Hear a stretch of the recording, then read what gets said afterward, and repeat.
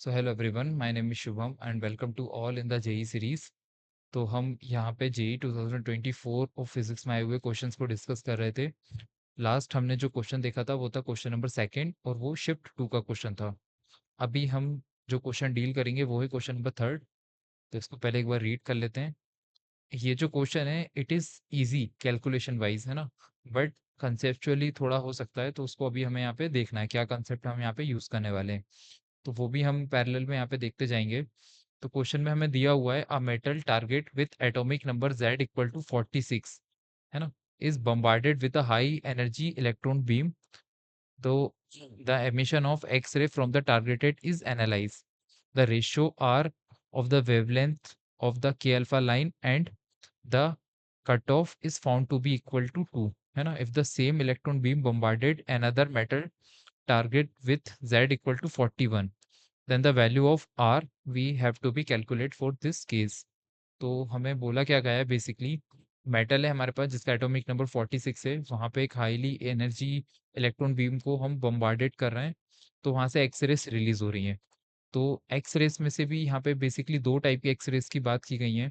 पहली तो सबसे हाईली एनर्जी एक्स रेस, है ना, तो जिनकी एनर्जी सबसे ज़्यादा होती है तो उनकी वेवलेंथ क्या हो जाती है, सबसे मिनिमम। तो उस वेवलेंथ को हम बोलते हैं कट ऑफ वेवलेंथ, है ना, जो कि यहाँ पे हमें दिया हुआ है।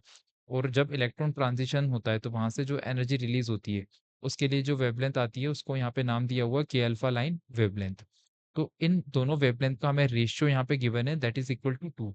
और बोला क्या गया है, सेम इलेक्ट्रॉन बीम को अगर हम बम्बार्डेड करते हैं विथ अनदर मेटल जिसका एटॉमिक नंबर कितना है 41, तो रेशियो में क्या चेंजेस आएंगे, नया वो जो रेशियो है वो हमें यहाँ पे कैलकुलेट करना है। So simple, that is the question. अब हम क्वेश्चन में लिख लेते हैं क्या दिया हुआ है। तो आर की वैल्यू हमें दी हुई है वेवलेंथ ऑफ के alpha line divided by wavelength of cut off wavelength, या लैम्डा मिनिमम भी हम इसको लिख सकते हैं ना। तो अब इसको एक बार एनालाइज कर लेते हैं हम। तो ये जो कट ऑफ वेवलेंथ होती है जिसकी एनर्जी सबसे ज़्यादा होती है ना, सबसे हाईली एनर्जी वाली जो रेडिएशन होती है एक्सरे, उसके लिए वेवलेंथ यहाँ पे मिनिमम है। And that is depending on the energy totally, है ना, ये एटॉमिक नंबर पे यहाँ पे डिपेंड नहीं करती। तो ये क्या रहने वाली है यहाँ पे, कांस्टेंट, है ना, क्योंकि ये डिपेंडेंट ही नहीं है यहाँ पे एटॉमिक नंबर, और तो सारी चीज़ें चेंज हो ही नहीं रही हैं। तो इसका मतलब ये तो कांस्टेंट रहेगी। और बात करें अगर हम लैम्डा के अल्फा लाइन की, ठीक है, एक्स रेस की, तो ये प्रोपोर्शनल होती है 1/z माइनस ऑफ 1 के होल स्क्वायर के बराबर, मतलब इन्वर्सली प्रोपोर्शनल होती है यहाँ पे। तो एटॉमिक नंबर पे इस तरह से यहाँ पे ये के अल्फा वेवलेंथ डिपेंड करती है। सिंपल समझ में आ रहा है, अगर z की वैल्यू कम हो रही है तो वेवलेंथ की वैल्यू क्या होगी, यहाँ पे बढ़ने वाली है। ठीक है, तो हमें तो रेशियो के फॉर्म में यहाँ पे कैलकुलेशन करनी है। तो अब एक छोटा सा हमें मैथमेटिक्स यहाँ पे यूज करना है, तो इस चीज़ को ध्यान से देखेंगे हम। ये वाली चीज़ कांस्टेंट है ना, ये वाली चीज़ वेरी कर रही है, उनका रेशियो हमें इस तरह से यहाँ पे दिया हुआ है। तो केस फर्स्ट हम देख लेते हैं z इक्वल टू 46, और केस टू देख लेते हैं हम z इक्वल टू 41 के लिए। तो इनका डायरेक्ट अगर हम रेशियो देखें, है ना, R2/R1 के फॉर्म में, है ना, डायरेक्ट अपने इसको देख रहे हैं, ये वाली चीज़ तो कांस्टेंट है तो ये तो कट जाएगी, है ना, रेशियो के फॉर्म में अगर आप पूरा कंप्लीट रेशियो लोगे तो ये हमारे पास इक्वलेट फॉर्म में आएगा simply, that will be Z1 minus 1 का होल स्क्वायर, ठीक है, डिवाइडेड बाय Z2 माइनस 1 का होल स्क्वायर। अच्छा, ये प्रोपोर्शनल साइन कहाँ गया, तो वो दोनों बार आएगा R1 एंड R2 में, तो वो कांस्टेंट सेम ही होगा तो वो कट जाएगा, है ना, तो ये इक्वल के फॉर्म में डायरेक्ट हमारे पास आ जाएगा। सॉल्व कर लेते हैं इसको फर्दर। अब Z1 की वैल्यू कितनी है 46, और Z2 की वैल्यू कितनी 41। तो 46 माइनस 1 45, और ये कितना आ जाएगा 41 माइनस 1 तो 40। तो 45/40 का होल स्क्वायर हमें यहाँ पे चेक करना है, कितना आ जाएगा ये, यहाँ पे इसको 5 से कट करेंगे तो दैट इज 9/8। करते जाओ सॉल्व इसको, तो ये आ जाएगा 81/64।